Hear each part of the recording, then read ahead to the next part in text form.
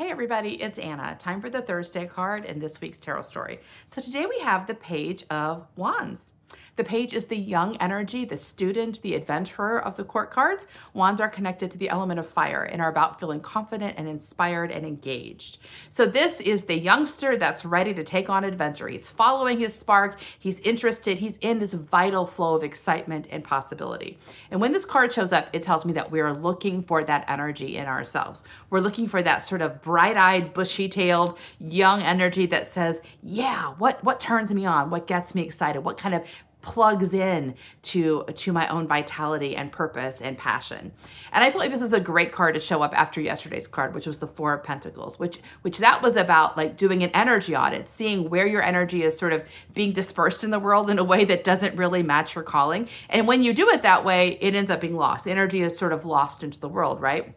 This card says, okay, let's stop compromising and with that energy that we've got available, let's figure out what turns us on, what gets us excited. Because the truth is, whatever taps into that for you is your calling on the planet.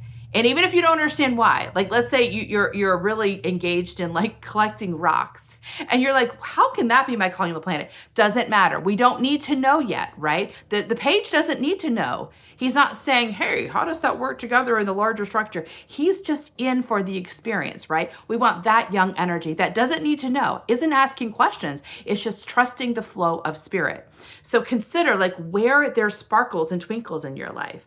And don't go too far down the path of saying, well, how am I going to turn this into a job? How am I going to turn this into a service or a blessing in the world?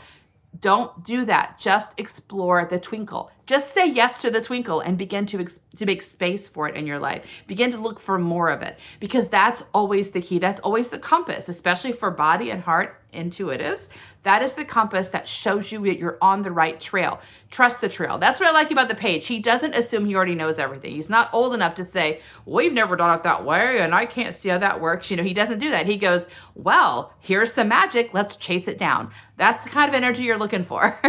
So if you did the energy audit yesterday and you began to see where your energy was going into the world, your resources, your time was going into the world in a way that did not feel resonant with you, that is costing you energy, it's making you tired, it's making you feel tapped out, and you're beginning to fix those problems, right? Now you're going to look for this instead. We're not going to lose energy. We're going to gain energy by following it. So that's today's card. See you tomorrow for our last one. Bye.